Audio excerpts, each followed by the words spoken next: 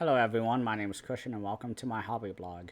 Today we are doing the latest haul. I have my Kino sale order and it came in yesterday, but I didn't get back to the apartment until today. And then my birthday presents. So we'll first kind of talk about the birthday gifts that I got that were movie related and also book related. So I did get some more stuff aside from that, but I didn't think anyone really wanted to see it. So one of them was a shelf and then some filming equipment. So the first gift that I got is one that was quite heavily recommended by a good friend of mine, Alf. She has been on the channel actually before. She and I talked about the first three books of the Wheel of Time, and this was a book that she had just read a few months ago and said, "Hey, you should read this. As a horror movie guy, you would really greatly appreciate it." And I said, "Yes, I have heard about this, and I have been really wanting to read it."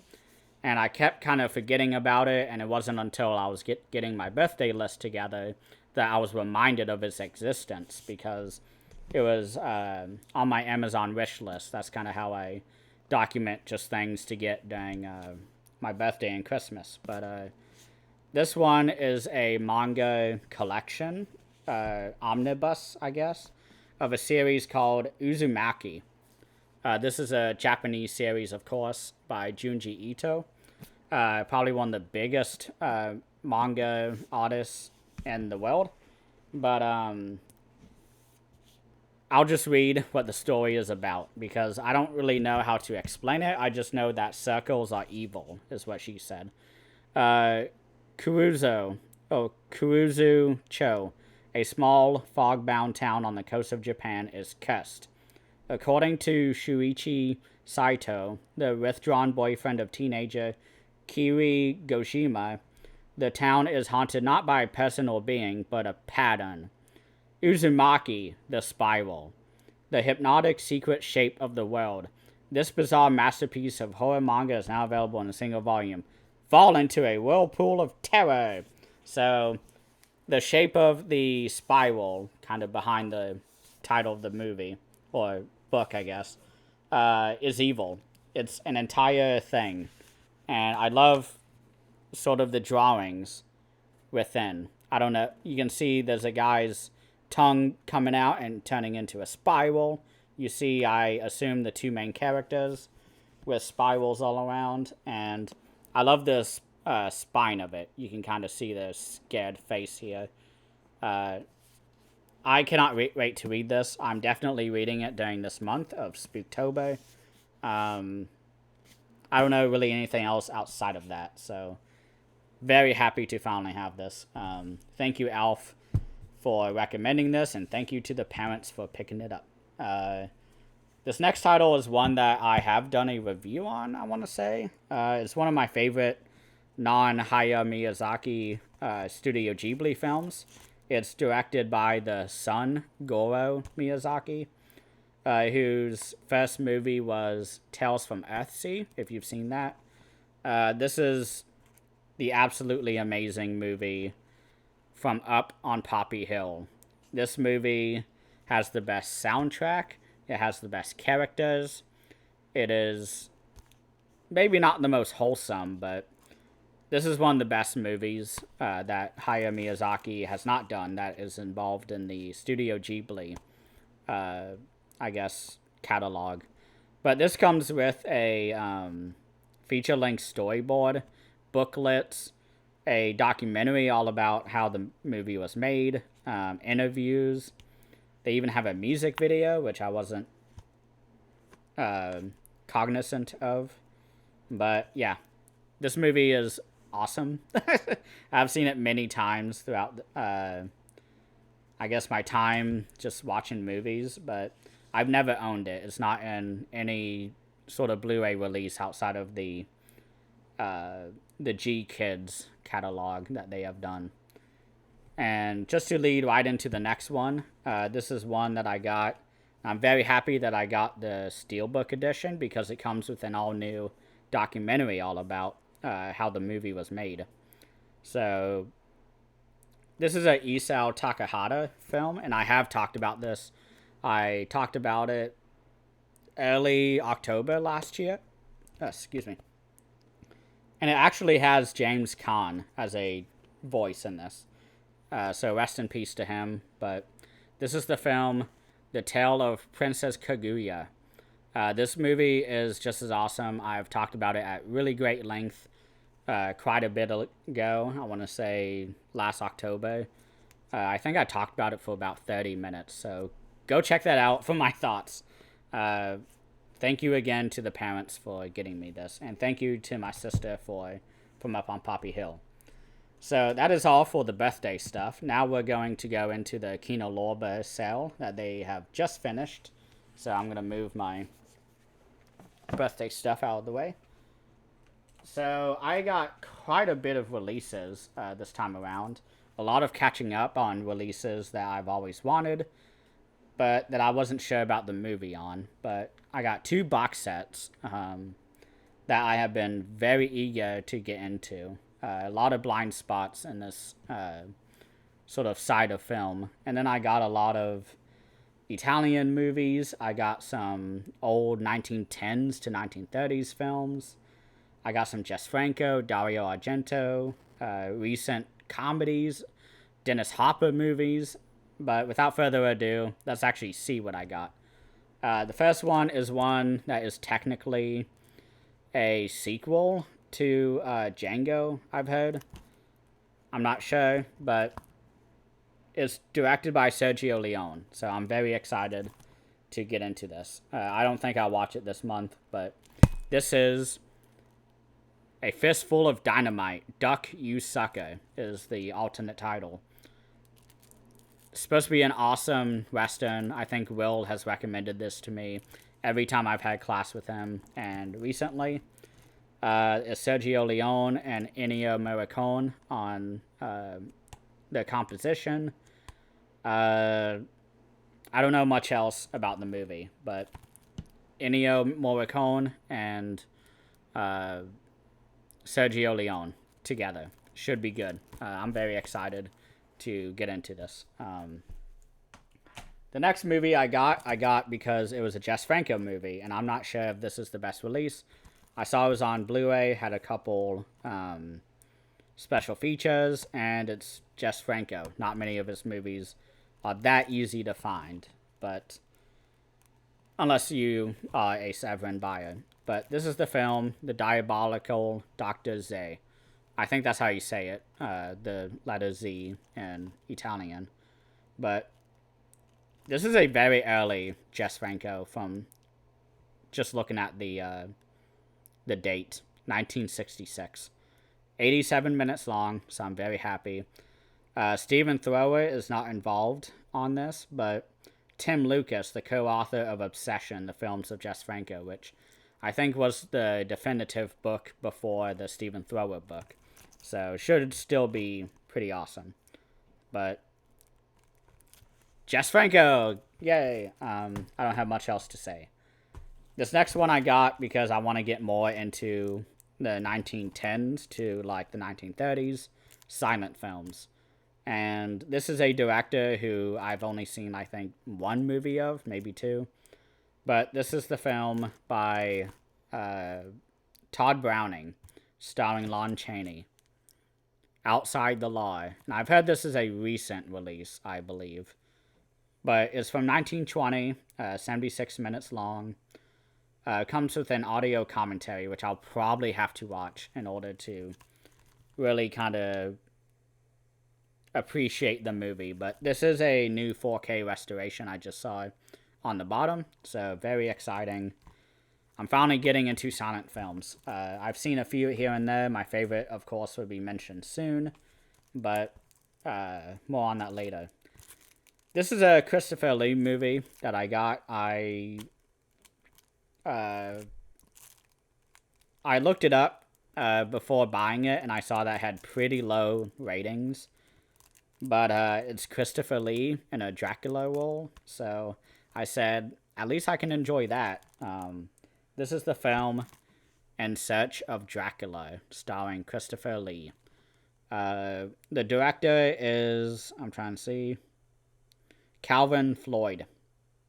I don't know who that is.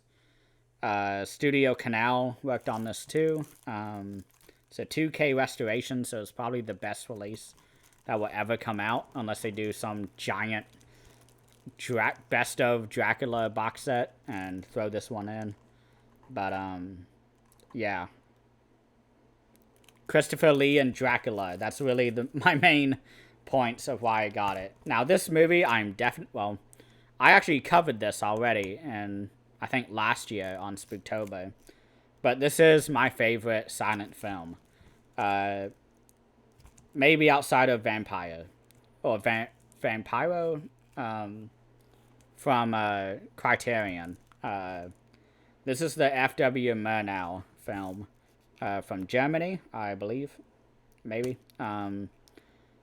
Anyways, Nosferatu, the new 4K restoration of this. I want to say that they just released a 4K of this, but it didn't come with the Blu-ray, so I'd rather get the definitive Blu-ray now. And then, if I see it cheap on 4K, I'll get it and upgrade then. I really want to rewatch this, especially with it remastered, because I've seen it, I think, over my entire life. Since, I think, middle school was the first time I saw this, and I liked it back then. I liked it again in high school, and then in college, and then after college. I think the last time I watched this was last year on YouTube. So, this comes with a lot of different special features. A lot of lengthy excerpts, they call it, from many different movies by this director. Also comes with a documentary all about the making of. Has the original 1922 score. So this is kind of like the definitive edition, in my eyes. Until they do some crazy fucking, like, second sight release where they give you a 100-page hardbound book and the soundtracks and multiple cuts of the movie. But, I'm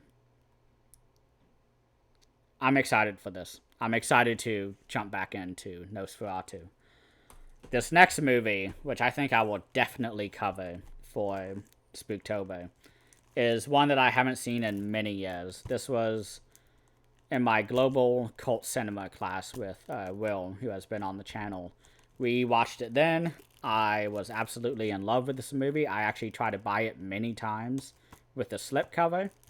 And I never had enough money because I was always buying other movies instead, because I thought the slipcover, not knowing my,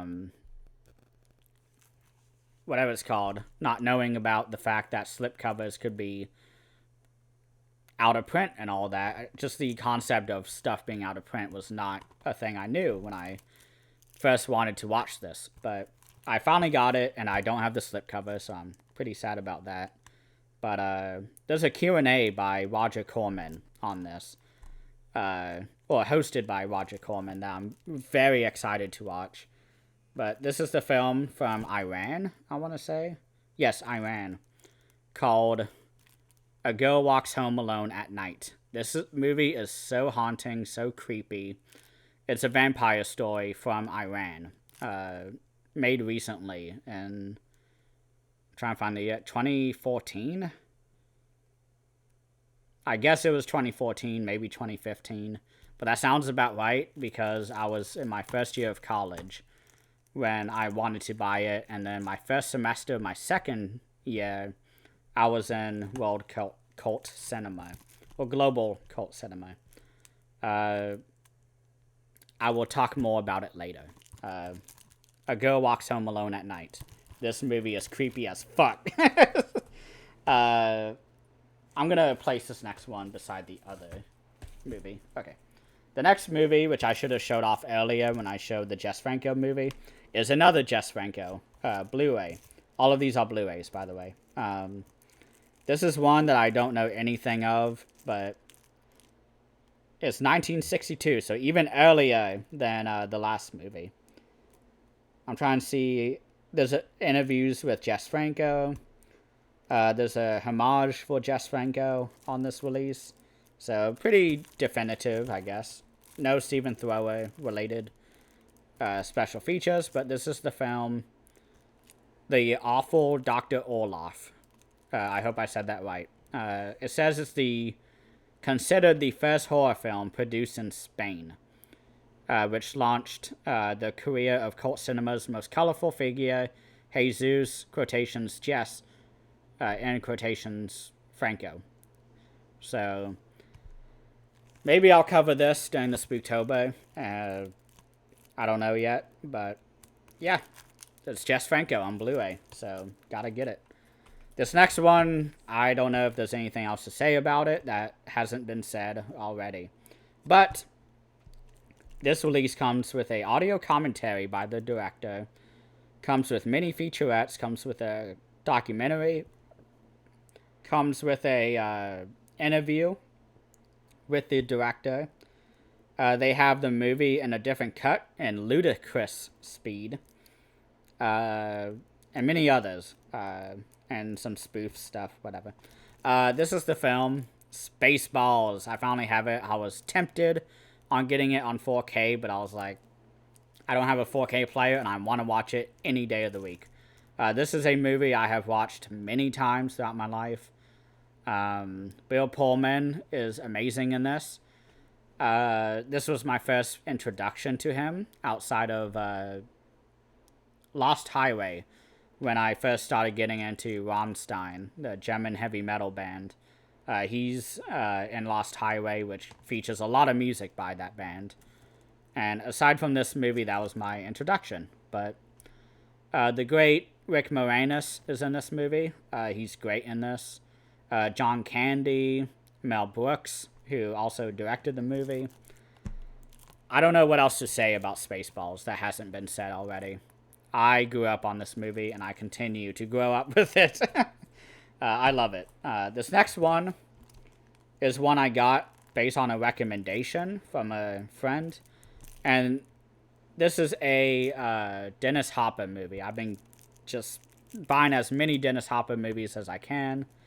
And this is one that I'm very excited to get into because Jennifer Connelly is in this movie along with Virginia Madsen, who was in Candyman as the main character. This is the film, directed by Dennis Hopper, The Hot Spot.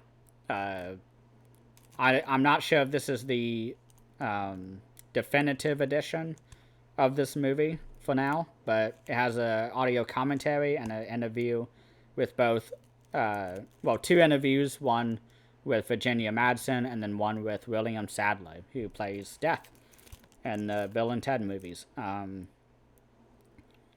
was told to hold on to this and the other Dennis Hopper movie I just got that was the French release, if you remember from that video. I was told to do a double feature of them, so I'll probably do that this coming weekend, on Saturday. But Dennis Hopper, no other reason to get it, really, that needs to propel me to buy it. I saw Dennis Hopper's name and I bought it. This is one that I very reluctantly got as a completionist. These next two movies, actually, I got in reluctance and hesitation. Both of them directed by Dario Argento.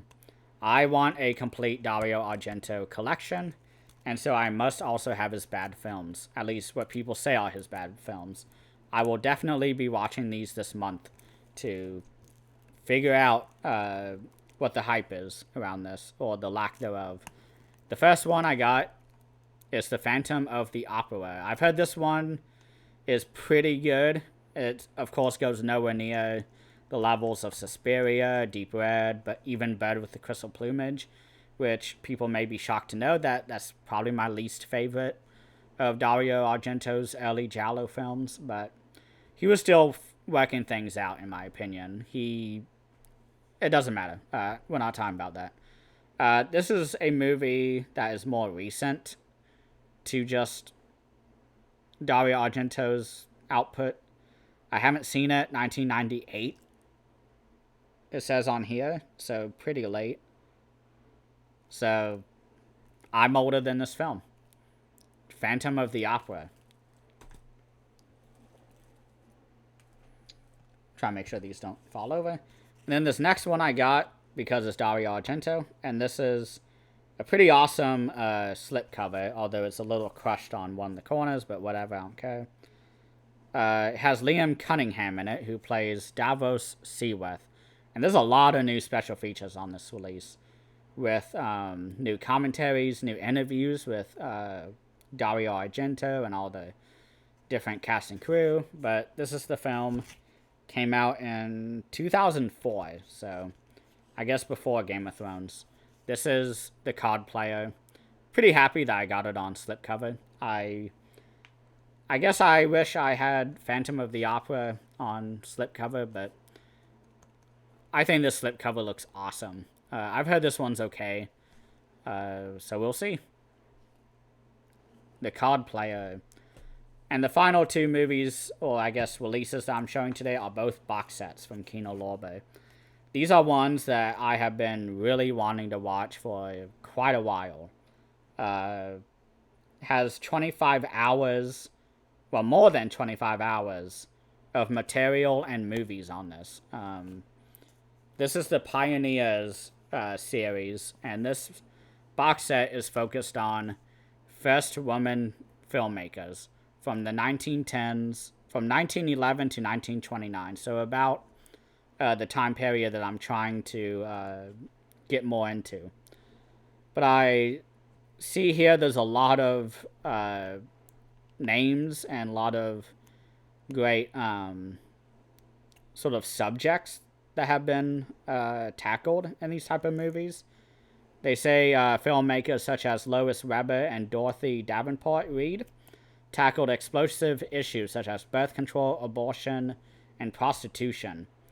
And this was back in 1911 to 1929, over 100 years ago for some of these films. So I can't wait to go through this. I know nothing about this period of film, and this is why I watch movies, to learn. So it comes with a pretty hefty book on this right side here. Oh. Right along. So we'll see if I need to read that before watching these movies. I may watch the movies first, read the book, and then rewatch the movies that I need to rewatch. But they also hooked up with the Library of Congress in order to do this release. So pretty important box set to have, as far as I can say.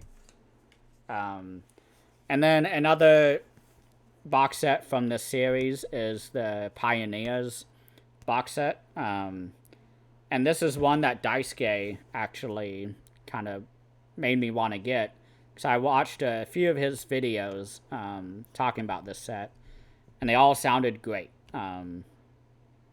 This is the Pioneers of African American Cinema from the years, let me see, from the 1920s to the 40s. So the earliest film in this box set is 1915, and then the latest one that I can see is 1941. So large span of time. It has a quote by Martin Scorsese on the top saying, "This very special collection illuminates one of the most fascinating and unjustly neglected corners of American movie history." So I'm excited for this. I think I'll have to use an entire weekend to go through these box sets. Maybe an entire weekend or month of weekends. So I'm really excited for both of these box sets. And I'm very excited to see what else they do in the future, because right now I could only find two. They have one called Nasty Woman, which I want to say is Severin doing that. And it's like early exploitation or sexploitation. So we'll see how that turns out. But for now, I'm going to be keeping busy with these two box sets. These will be some pretty deep dives for me. I don't know if I'll be able to justly review these box sets for quite a while. It might take me a year or two to really get through the box set and read everything, learn about all the filmmakers, actors, everything. So I'm out of breath. I'm going to go watch my second movie of Spooktober. Well, I guess my second day's worth of movies. But thank you all so much for watching, and please have a great rest of the weekend.